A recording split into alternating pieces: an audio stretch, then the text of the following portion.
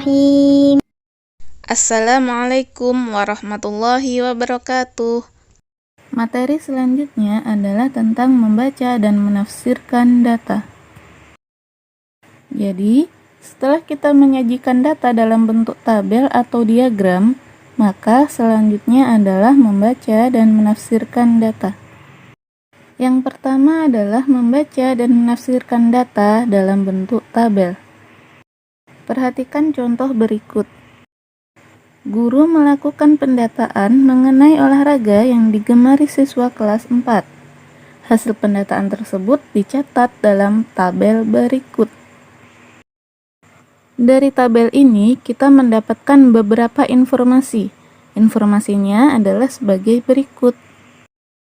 Jadi, ada 12 siswa yang menggemari sepak bola, 6 siswa menggemari bulu tangkis, 3 siswa menggemari bola basket, 7 siswa menggemari renang, dan 2 siswa menggemari kasti. Dari tabel ini juga diperoleh bahwa sepak bola adalah olahraga yang paling digemari siswa kelas 4 dan kasti adalah olahraga yang kurang digemari oleh siswa kelas 4. Jika banyak siswa ini semuanya dijumlahkan, maka jumlahnya adalah 30 anak.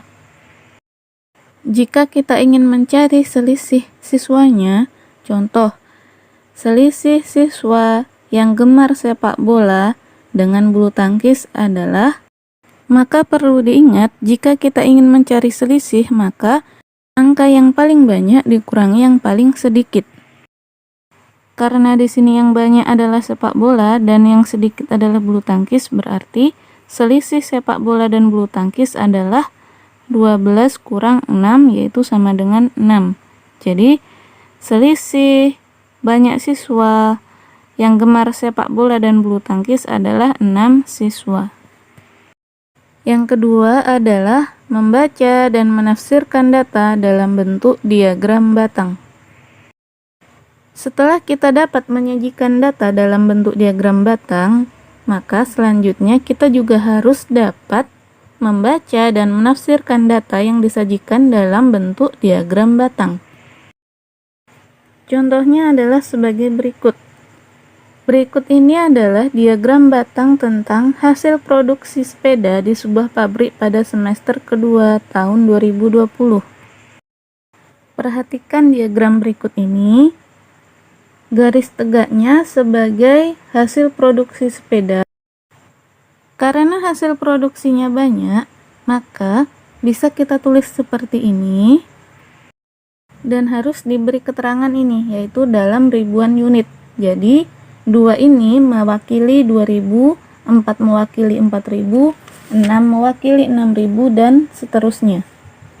Sedangkan garis yang mendatar ini mewakili bulannya.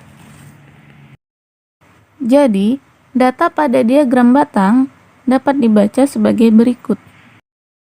Hasil produksi sepeda pada bulan Juli 2020 sebanyak 9.000 unit.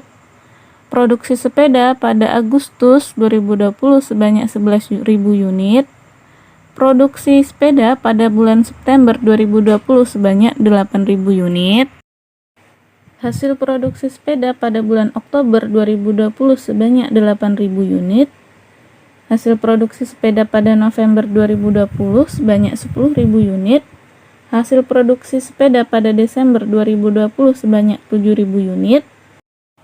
Jadi dari gambar terlihat bahwa hasil produksi tertinggi adalah pada bulan Agustus dan hasil produksi terendah adalah pada bulan Desember. Jadi, banyaknya sepeda yang diproduksi selama semester kedua tahun 2020 adalah 53.000 unit. 53.000 unit ini didapat dari jumlah semua hasil produksi selama semester kedua tahun 2020. Jika kita ingin mencari selisih hasil produksi bulan Juli dan Agustus, berarti data yang banyak dikurangi data yang sedikit. Data yang banyak adalah Agustus, data yang sedikit adalah Juli. Berarti 11.000 kurang 9.000 sama dengan 2.000 unit. Jadi, selisih hasil produksi bulan Juli dan Agustus adalah sebanyak 2.000 unit. Yang ketiga adalah membaca dan menafsirkan data diagram gambar. Contoh berikut ini adalah data banyak pohon kelapa sawit di beberapa perkebunan yang disajikan dalam bentuk diagram gambar. Satu pohon kelapa sawit itu mewakili 500 pohon kelapa sawit. Jadi, penafsiran datanya adalah sebagai berikut. Banyak pohon di perkebunan A adalah karena ada 4 gambar pohon kelapa sawit, maka diperoleh 4 kali 500 sama dengan 2000 pohon. Berarti banyak pohon di perkebunan B sama dengan 5 kali 500 sama dengan 2500 pohon. Banyak pohon di perkebunan C sama dengan 8 kali 500 sama dengan 4000 pohon.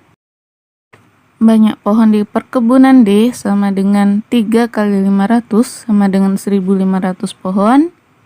Banyak pohon di perkebunan E sama dengan 6 kali 500 sama dengan 3000 pohon. Banyak pohon di perkebunan F sama dengan 9 kali 500 sama dengan 4500 pohon. Jadi perkebunan yang mempunyai pohon kelapa sawit paling banyak adalah pada perkebunan F, dan perkebunan yang mempunyai pohon kelapa sawit paling sedikit adalah pada perkebunan D. Dan total pohon pada seluruh perkebunan adalah 17.000 pohon. Jadi, jika kita ingin mencari selisih banyaknya pohon kelapa sawit di perkebunan C dan F, maka banyak pohon di perkebunan F dikurangi banyak pohon di perkebunan C, sama dengan 4.500 dikurangi 4.000 sama dengan 500 pohon. Jadi, selisih banyak pohon kelapa sawit di perkebunan C dan F adalah 500 pohon. Yang keempat adalah membaca dan menafsirkan data pada diagram garis.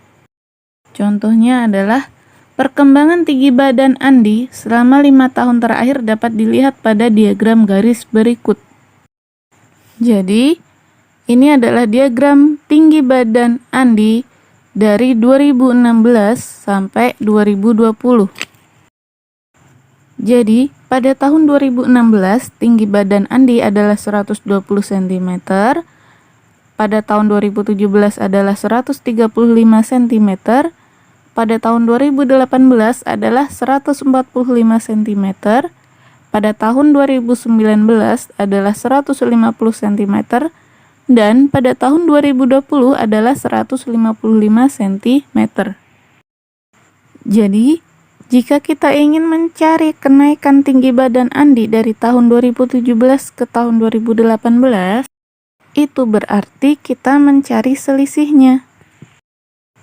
Maka diperoleh tinggi badan Andi pada tahun 2018 dikurangi tinggi badan pada tahun 2017. Sama dengan 145 dikurangi 135 sama dengan 10 cm. Jadi, kenaikan tinggi badan Andi dari tahun 2017 ke tahun 2018 adalah 10 cm. Cukup sekian pelajaran hari ini. Ustazah akhiri. Wassalamualaikum warahmatullahi wabarakatuh.